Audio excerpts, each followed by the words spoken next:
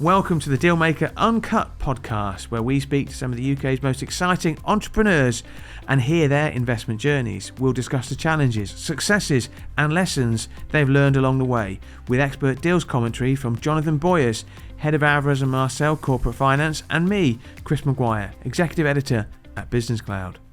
Welcome everyone to the Dealmaker Uncut Podcast, powered by Alvarez & Marsal Corporate Finance. My name is Chris Maguire. I'm the Executive Editor of Business Cloud and Tech Blast, and as always, I'm joined by the Dealmaker himself, Jonathan Boyers. Tell us a bit about yourself, Jonathan. Hi, Chris. Well, I'm a Managing Director and the European Head of Alvarez & Marsal Corporate Finance. I've spent all my career, 35 years, working in corporate finance, and I've been involved in hundreds of deals worth billions of pounds. Now, before we introduce our very, very special guest, a quick shout out to What Media, who produce the Dealmaker Uncut Podcast. They are, without doubt, the kings of video creation, and we're delighted to be working with them. Now, today we're joined by a legend, a living legend of the deal-making world, and somebody, Jonathan, that you've worked with quite a lot. Yeah, so Barry Nightingale, immensely experienced, has worked some of the biggest companies in the UK, including Air Tours, webuyanycar, BetFred, Monarch Airlines, and more recently, Wejo. You've only got to look at some of the personalities that Barry's worked with to realise what a legend he is. He's worked with the brothers Noel and Darren McKee, the co-founders of webuyanycar.com, Fred Doan, owner and founder of BetFred, and Sir Stelios Haji-Ioannou, founder of easyJet. And Stelios, if I've mispronounced your name, I apologise. He is super connected. You did a deal with Barry, didn't you, when he was the non-exec chairman of Yearsley Group? Yeah, back in 2018, actually, I advised Barry and the board and shareholders of Yearsley Group when we sold that business to a US company called Lineage Logistics Holdings, which was a pretty big deal. It was certainly one of the biggest deals in Rochdale that year. It's a big claim to fame, that is. A huge podcast welcome to Barry Nightingale, Dealmaker of the Year in 2011, for his role in the landmark £265 million deal to buy the Tote. You were the first dealmaker, Barry, I think I'm right in saying, outside of the professional services community to win that prestigious award. And between you, Jonathan, and me, we have 5 Dealmaker of the Year awards between us. I think that's right, isn't it, Jonathan? Yeah, that's right. That's right. What he didn't say, you've got 4, Barry's got 1, I haven't got any. So big welcome to you, Barry. Thanks a lot for inviting me along today, Chris. Yeah, now, you two know each other really well, Jonathan. What would you say about Barry in terms of his reputation? So Barry is shrewd, direct, very experienced, and behind his craggy Bolton exterior is a warm-hearted and kind and empathetic guy. And how would you, Barry, describe Jonathan? Because he's far too modest to describe himself. I'd say very much the same, except he's got Wigan rather than Bolt in his cragginess. Okay, absolutely. We've got two craggy legends around me. Before we look at the Yearsley deal, I want to take you back to the beginning, Barry. You cut your teeth at Air Tours for 11 years before joining the McKee brothers at webuyanycar.com, who are famous for that awful jingle. You also worked with Sir Stelios, founder of easyJet. Just give us a potted history of your early career. So I've always been involved in deal making, but always from the side of the client. So working alongside colleagues on acquisitions, financing has been very much my key strength and focus. So whether it be new businesses, whether it be aircraft, ships, hotels, I've financed them all. So that's where I've cut my teeth, very much in the days at Air Tours, which was a deal-making machine for most of my 11 years there. So I learned a great deal about how to construct deals, most importantly, how to negotiate deals and finance them. And that's where I've then taken those skills into the other businesses I've worked with, some of which very much were only able to succeed because of the acquisitions they achieved along the way, acquisitions and also disposals, as we talked about with the Yearsley deal. You've not picked an easy set of companies to work for. Every one of them, they're impressive companies, but they've all had challenges, didn't they? They certainly did. They picked me though, so I think it's very much down to my certainly the latter days, my reputation for being able to cut through the mess and sort out solutions. So as well as doing all the deal making, I've been CFO for most of those businesses, and without exception, they've required a lot of reconstruction, a lot of organisational change, and so I do pride myself on a lot of the successes there, and we've had a few failures, and I always view failures as an opportunity to learn and take it on to the next challenge. You've been willing to grasp the challenges, or you've not been risk averse in the things you've worked with. Certainly the case, yeah. And I hopefully I've certainly no personal regrets along the way, and hopefully the many different entrepreneurs I've worked for, they genuinely are grateful for what I've delivered to them. For them. You're like the Fred Adair of deal making. I think, Jonathan, you've identified 3 deals, haven't you, that we're going to... Yeah, so I think the first one that I was really interested to hear a bit more about, and I think when we first met was when you were at BetFred. That's right. And you oversaw the £265 million deal to buy the Tote, which because the Tote was based in Wigan, so I was sort of very interested to see that happen. And I think that was the deal that got you crowned the 2011 Dealmaker of the Year that I was hoping to win.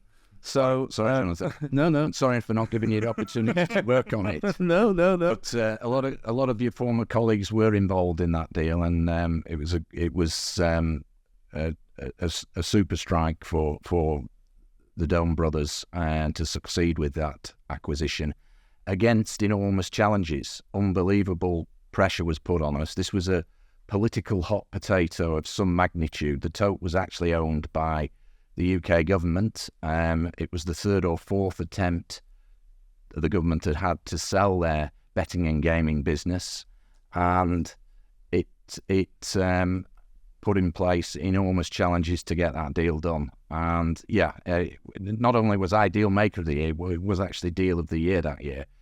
2011, as you'll recall, 2010, when the deal was consummated, was a very, very quiet deal-making year. So we were quite lucky to be the standout deal that year. And it wasn't a Northwest deal because most of the parties involved were national, and most of the negotiations took place with counterparties in London. So I spent most of the 18 months that process took camped out in town. Yeah, it completely transformed the gaming industry, really, didn't it, in the UK? And it must have been a lot of emotion behind the scenes with the various parties involved in that. And I'm fascinated to hear, how you manage that. And well, you talked about grit and tenacity, and that was the only way. But most important to have ensure that we were dealt with integrity all the way through the process. There were a lot of other people that weren't acting with integrity and leveraging their positions through their network, because not only were the government the sellers of the business, there were also huge vested interests that we called very much the horse racing industry. The press called them the top hats, and we very much became the flat caps on the deal because of our northern roots, perhaps not because of Peaky Blinders, that didn't exist at that stage. But so the guys, those parties were all determined to ensure that their aims were met and their objectives were met, whereas the government were in a very prickly situation because they got huge vested interests, pressures from the Marquis of X, the owners of Ascot, who are connected to the royal family. You've got real power players all pointing at us and saying this isn't the right deal. That racing technically didn't own the Tote, but they believed they did. Barry, you dealt with one Prime Minister, albeit not directly, David Cameron, one Chancellor, George Osborne, 2 Marquises, 3 Lord of the Rings, Lord of the Realm, maybe it should have been Lord of the Rings, and a partridge in a pear tree. I mean, this was a complicated deal, wasn't it?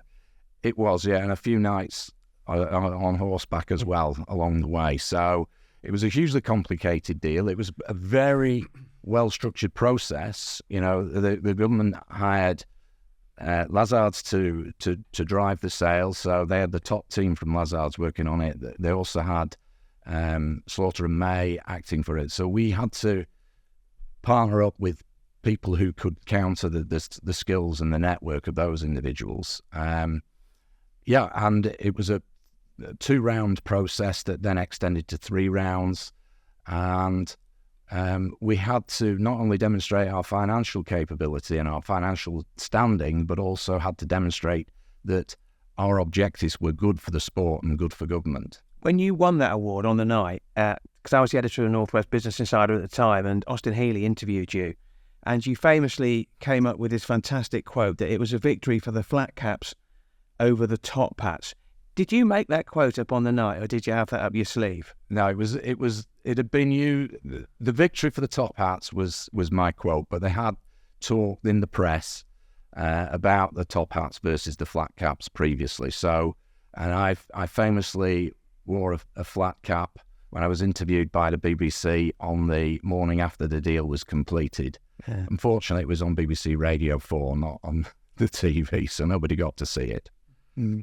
So Fred Doane is a really impressive character and one of the major figures certainly in the Northwest business community and in the gaming industry over the last decades. Fascinated to know how it was working together with him. So it was with my background. By the time I got to Fred, I'd already worked with some pretty hot entrepreneurs, including Stelios, including the McKee brothers, and David Crossland, who was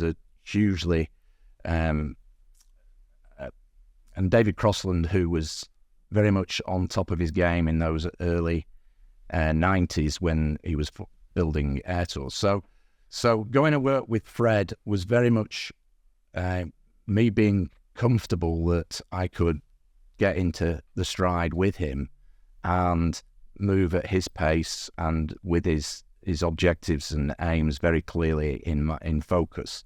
So and that's what I did. I impressed on him the importance I had in being his right hand. He called me the helicopter, and sorting out a lot of things that he didn't have the time or inclination to sort out. And when it came to the Tote deal, I was really, truly honoured for him to say, "I'm confident in your ability. I trust your instinct. Go and get it."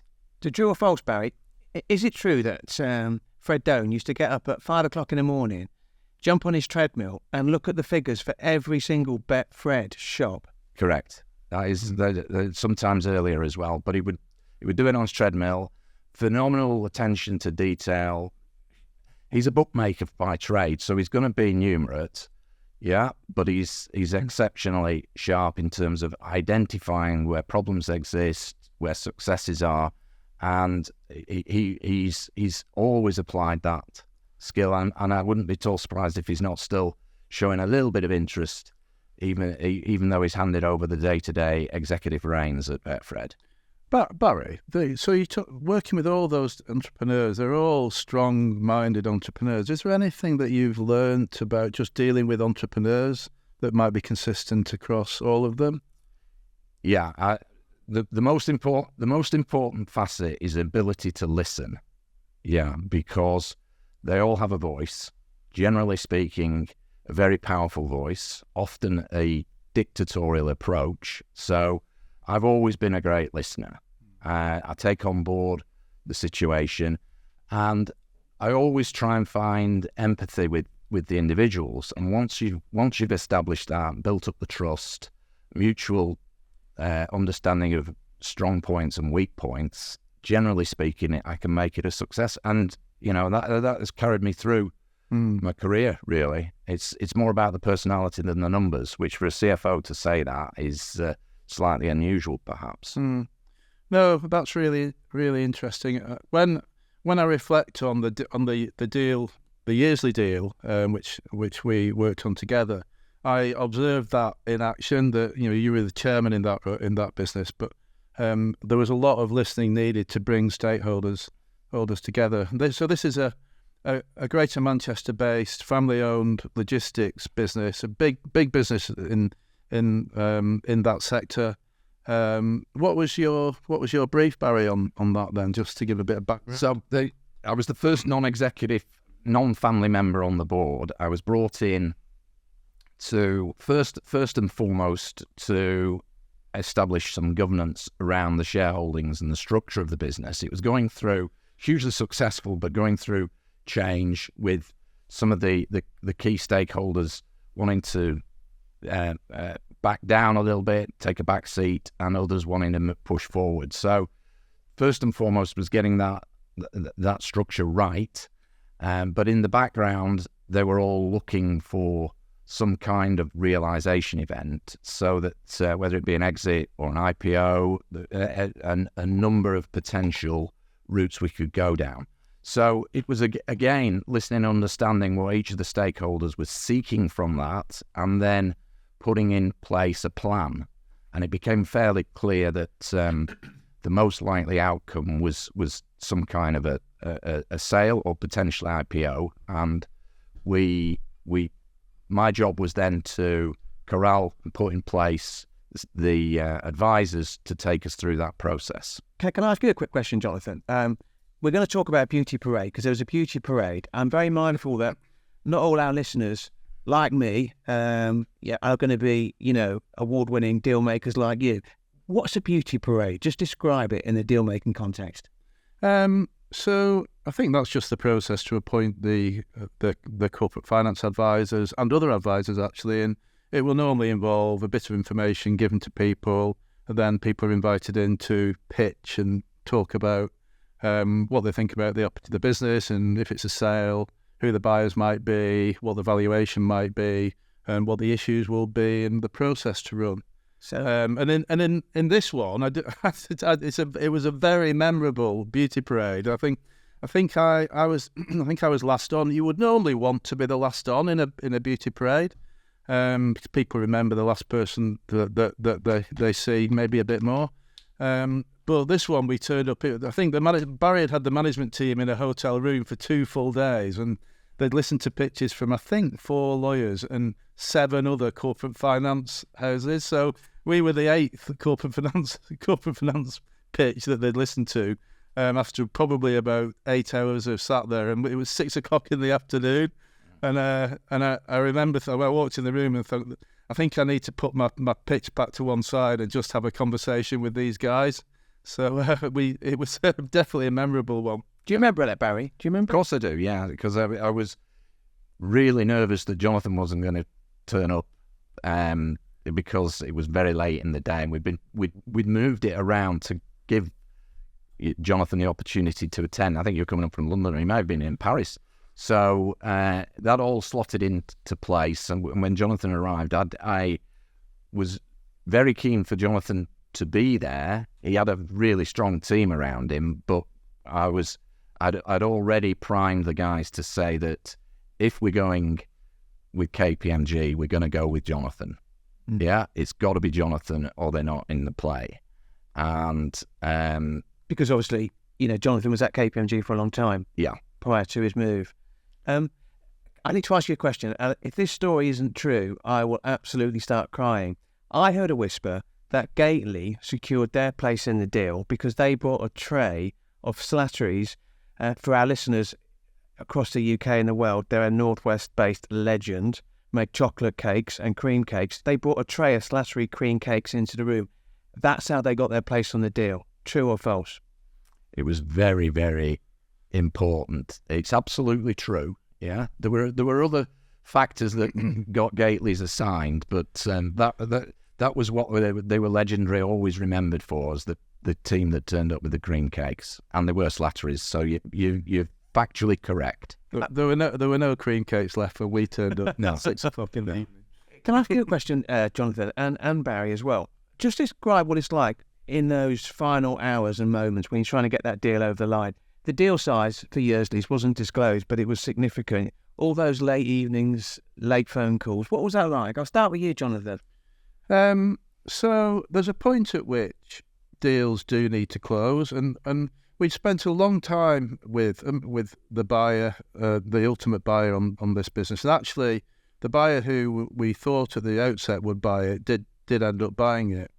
I think that there is a point where the passage of time doesn't really do any good, and so you do need to close. I think one of the points that Barry made earlier, you can negotiate the financial aspects of the deal, and the numbers are really important, and you can come up with lots of really strong arguments why to justify your position. But the point comes when it's all about politics and relationships and bringing people together. Sometimes you'll end up having to negotiate hard with the buyer, but sometimes it's a case of corralling your own side to make sure that people understand why they want to do something. And there's a bit of give and take sometimes between a whole load of different stakeholders. And so I honestly believe sometimes you've got to be really firm and robust to get people to agree things, but a lot of it is politics and relationships.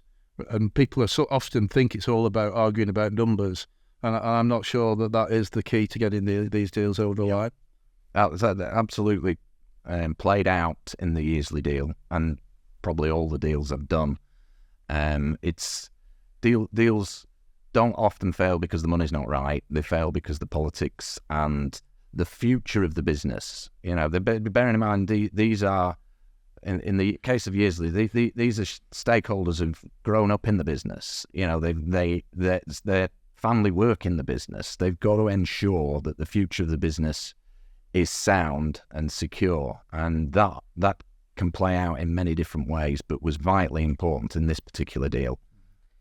On that one, we had a really good management team, and actually the buyers, a lot of the people that we were negotiating with were from the buyer's private equity investor, Bay Grove, and they were great people to deal with. So everyone was professional, and people were driving a hard bargain, but they were good people as well. They were good, collaborative, and it was more of a win-win style negotiation. Yeah. And my memory of that, it's a while ago now, but my memory of that deal was it was actually a good deal to do, and it did achieve a future for that business, and that took it on to another level. Yeah. Barry, you left Yearsley after that deal. I think at the time he did that deal, 2018, Jonathan hadn't had any of his hip replacement operations as well. So a lot has happened since then. You remind me a bit of the, that probationary angel played by the actor Michael Landon in a program called Highway to Heaven. He died in about 1991, absolute legend. Your job in life seems to be to help people on Earth in order to get a deal over the line, to earn your metaphorical wings before going on to the next troubled soul. Is that the way you see your role? Very much so, although troubled soul has not always been the case. Sometimes they've approached me because they're flying. But yeah, a lot of in the latter years, a lot of the roles have been because people are looking for some kind of shift in their business, whether it be through financing, whether it be through restructuring. So yeah, I've tended to attract those opportunities. Right, should we finish? Should we move on to look at the last deal that we're going to chat about, which is one that I don't know as much about, which was the data analytics company Wejo. Mm-hmm. I was actually working with Wejo as well as with Yearsley at the latter stages of the Yearsley acquisition, because it became clear that when Lineage completed the acquisition of Yearsley, there would be no role for me as non-exec chairman, which was totally fine, because that wasn't what I was brought in to do. So I was clearly moving on, and I'd hooked up with Richard Barlow, who was the founder and CEO of Wejo, and I'd been working in the background with him, effectively raising the seed capital, or the early stage capital. It had already been seeded, the early stage capital Series B that was going to take the business through to monetization. And we worked on a deal that concluded 6 weeks after the Yearsley deal concluded, which was to bring in General Motors as strategic investor in Wejo. Not only did we bring General Motors in as investor, we also signed a lucrative, game-changing contract to manage their data, their connected vehicle data across the whole of the US. So little Wejo in Chester managing the data for this huge multinational, but in their US heartland. So we took on 12 million connected vehicles in very short period of time. So that was a good segue. And when General Motors came in, Richard asked me to go full time into Wejo, and I obviously went on the board and was CFO and took it through that transitional period. This won't happen very often, Barry, but I know more about this deal than the 4 times Dealmaker of the Year, Jonathan Boyers. Yeah, this is Wejo was a fantastic business. You know, if you think about the data that cars generate, accidents, potholes, they can tell you what music you're listening to. I mean, this was a really good business. Got the GM investment, which was a game changer. I remember interviewing you, and you said that, we're looking at potentially an IPO. This will be a unicorn. It became briefly a unicorn. By the time you'd left, it had gone on the NASDAQ, been listed on the NASDAQ in the US as well. Last year, unfortunately, went into administration. Why? How did a unicorn that you yourself heralded as a fantastic business, and it was, end up in administration so quickly? So obviously I wasn't playing any part in the business in the latter stages. I exited prior to the IPO. It was a reverse takeover through a SPAC vehicle. So on NASDAQ. So I left ahead of that primarily because the business needed US management, and the key team was the finance team, which needed to be set up in the US. So as soon as my successor was appointed, I exited stage left, which was fine again. Job done. I had no intention of studying Sarbanes-Oxley at my stage of my career. Sarbanes-Oxley is the regulatory framework for a NASDAQ listed company. We all knew that. Yeah. So, and it's a completely different marketplace to the UK. So the business has been sold. It achieved a market cap that gave it its unicorn status. But put it quite simply, there were more sellers of stock than buyers of stock. And when that happens, there's only one way the stock price goes. This is a business that needed to generate cash from investors or other stakeholders because it wasn't generating cash from its own business. It needed to build out more platforms to bring on board more OEMs and motor manufacturers and bring on their data, which it was doing, but it was burning a lot of cash, which is fine when investors support you. When investors don't support you, it becomes hugely problematic. And that's effectively what happened. If you look at what happened in 2022, tech stocks absolutely tanked right the way through most of the half of last year.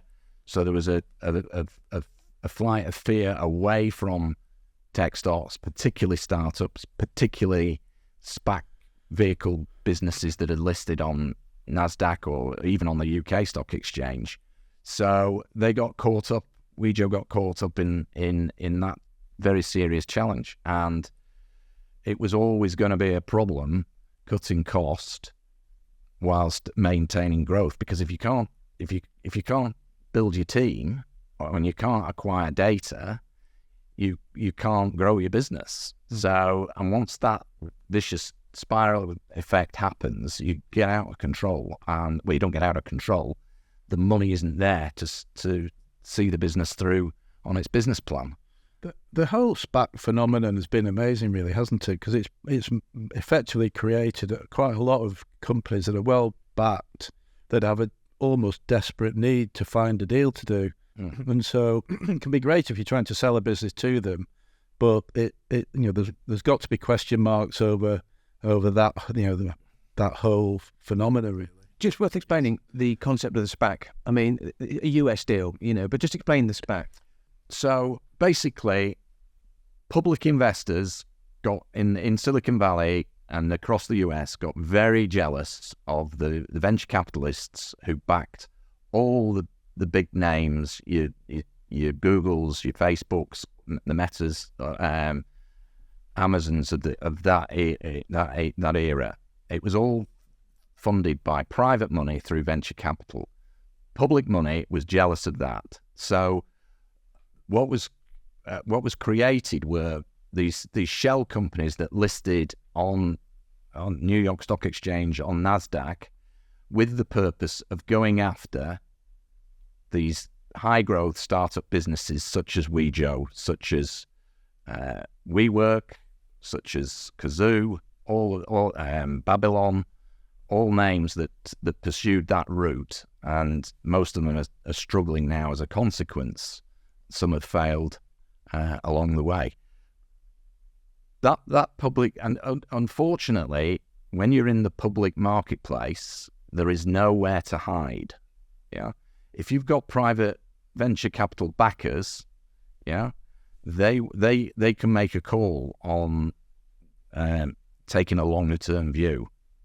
Institutional investors on the stock exchange can't do that because they're under massive pressure from the pension funds or whoever is supplying them, and that creates short-term issues. It's great when the trajectory is the right way, but as soon as it turns against you, you've got a problem. Barry, this is the Dealmaker Uncut podcast. You've had a wide experience. We talk about those deals. You've been involved in sort of value realization for families. You've been involved in fundraising in various different types of scenario. You've been involved in restructuring and turnaround situations and major strategic plays. So you've had almost the gamut of every type of deal that you could think of. What would if you got a tip or some tips about what it takes to be a successful deal maker? Anything to add to what we've been discussing? I mean, I would reiterate is identify not just the obvious open spoken narrative around the entrepreneur you're working with, because it's typically been entrepreneurs, family businesses, brothers in arms quite often, and making sure that you fully understand the nuances that sit below the surface. If you can get into that psyche, you're going to avoid a lot of the problems going forward. On the other side is have clarity of vision around funding. Yeah, because, and I often use this phrase, cash is king. And I've worked with some hugely successful, well-funded businesses, and I've worked with some that are on an absolute shoestring. And it's always the cash that causes the problem, or the lack of cash that causes the problem. So I've always given great focus to cash flow, less concerned about profitability, much more about cash flow. But most importantly is understand the stakeholder, understand what are their priorities, get beneath the skin and understand the nuances around those priorities, and that will give you a chance of success. Great. Thanks, Barry, and thanks for coming along and sharing your thoughts. Should we go for a quick break? Thank you.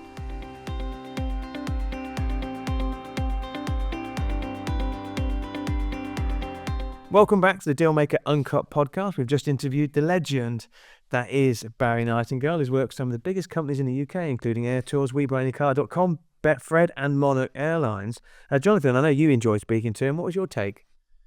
So I really enjoyed that. I mean, obviously Barry's got such a wealth of experience, all those different businesses all facing those different challenges. Really, really interesting. But Barry's he's a kind bloke, and he's just a really nice bloke. So, and that comes through, and it will have been key to the way he's dealt with his business career as well. Yeah, I think he's unashamedly northern. He plays to his northern roots as well. And I think the thing about Barry, and we swim in the same sort of seas, you won't find many people with a bad word to say about Barry Nightingale. He's all about relationships.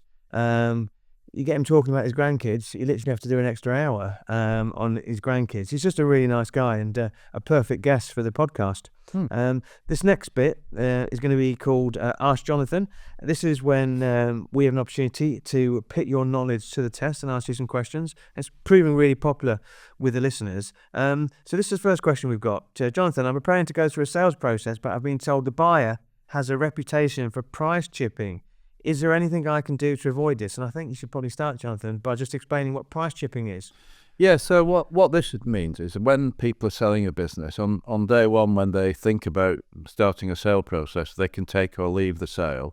But as the process goes on and they approach lots of buyers start doing due diligence, and the ultimate buyer finds out a lot more about the business, the pendulum swings, and the power switches towards the buyer. And what will often happen, literally the week before completion, the buyer reduces the price when they think that the buyer's on the hook, and so that's the basic concept of price chipping. And very, very, very, very often, particularly when selling a business to private equity investors who are professional buyers of businesses, there's a point late in the process where the seller is vulnerable to price chips. So how do you deal with that? Well, I suppose there's two fundamental things. Creating competitive tension in the process, so there are several bidders bidding, will usually be the best way of protecting against competitive tension. If you ended up with an underbidder who was at a similar price to the bidder that you're going to sell to, there's always the risk that if the buyer chips the price when they're in a period of exclusivity, you can go back to the underbidder and sell to them instead. People don't do that very often, but the threat of that will often protect against a price chip. The other thing about price chips is just making sure that the seller, the business, is as prepared for sale as possible, so there's no surprises during the due diligence process, which makes surprise liabilities or unexpected dips in trading that can make the seller vulnerable to a reduction in the price. Yeah, I know an advisor, and he said that if there's ever a price chip, he just walks out the room, and everybody knows that is his line in the sand. And also, there are a couple of PE houses where they've got a reputation for chipping. So some people will warn them against using those PE houses. I think the reality is people do still want to sell their businesses. So, and sometimes there is a good reason for a price chip. Sometimes the seller has overinflated the projections, or sometimes a price chip is justified. The problem comes when it's not. And I think people do still want to get deals done. So it's solving those differences really that are the key to a deal. Often the differences in perspectives rather than actual differences. It's a bit like selling a house really. You'd expect them to come back with 10 grand off what you asked for. Next question, dear Jonathan. How are sales multiples worked out, and why do they vary so much? So the value of a business is simply the present value of the likely cash flows that the business will generate in the future, discounted at a discount rate that's appropriate for the risk of the sector. So that is what the valuation of a business is. It's very hard often to get very accurate projections for a business, cash flow projection for a business into the future for 20 years. Some businesses you can, but it's difficult for a lot of businesses. And so the approximation for that is a price earnings multiple, which is applied to the latest earnings figure that's available for the business. And really, the multiples will vary based on whether there's expected growth in the sector, Whether the sector is whether the business is perceived to be low risk. If it's got an income stream that is secure for the next 10 years, then the multiple will probably be higher than if it's a one-off, if it deals in one-off trades.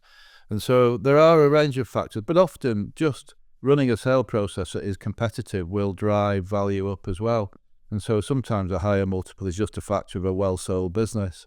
But multiples vary from sector to sector and can be dramatic. And in some with very fast-growing tech businesses, they may not even be profitable. Sometimes multiples are based on multiples of turnover, but those are unique businesses. Typically special businesses that are growing very rapidly. And a strong future is clearly visible. I know that the tech space is an area that I work in, and obviously traditionally it's got a higher multiple. And like I say, you don't necessarily need to be profitable. I think you do now. You need to be some sort of signs of evidence and customer traction. But if you're a SaaS-based product and you've got the word AI in it, that can increase the multiple. Last question, Jonathan, before we finish: how long does the due diligence process take within the sales process? Because that seems to vary, doesn't it? So most businesses that are going to be sold, we would advocate they prepare vendor due diligence. So that's basically appointing a firm to do the financial due diligence up front, and often commercial due diligence as well. So when a vendor has instructed somebody to do the due diligence as vendor due diligence, they choose who to appoint, they agree the scope of work, and they can then decide who gets the due diligence report. That can reduce the length of time that a buyer will need to do on their own due diligence. So often a buyer will want to do a bit of their own additional due diligence as well. The length of process will typically depend on, is it a tightly run sale process where the timeframes can be dictated by the seller? In which case the periods, second round of a sale process might last 4 or 5, 6 weeks, and there may be a 2 or 3 week period to completion, or even shorter than that. When people are just in a bilateral sale negotiation, somebody's approached them to see if they want to sell the business. So it's not in a wide sale process, but just a one-to-one negotiation between seller and buyer. Often those processes will take longer because the seller might not have been prepared for sale, and the buyer will have longer to do due diligence, and sometimes that can stretch out for quite a long time, even months. So it does vary quite a lot. Okay. Well, I think we've run out of time, actually. So that's the end for this episode of the Dealmaker Uncut podcast, powered by Alvarez and Marcel, who really are powering ahead. A final shout out to What Media. They're the stars of the show. They're the kings and the queens of content creation. So thank you to them, and thank you as always to the main man next to me, Jonathan Boyers. Thanks, Chris. Don't forget to subscribe to the podcast, tell your friends and family, and follow us on social media. It really does help with those rankings. Thanks very much. Thank you for tuning in to the Dealmaker Uncut podcast. We hope you enjoyed today's conversation and found it insightful. If you like what you heard, be sure to subscribe and tell your friends. We'll catch you in the next episode of the Dealmaker Uncut podcast.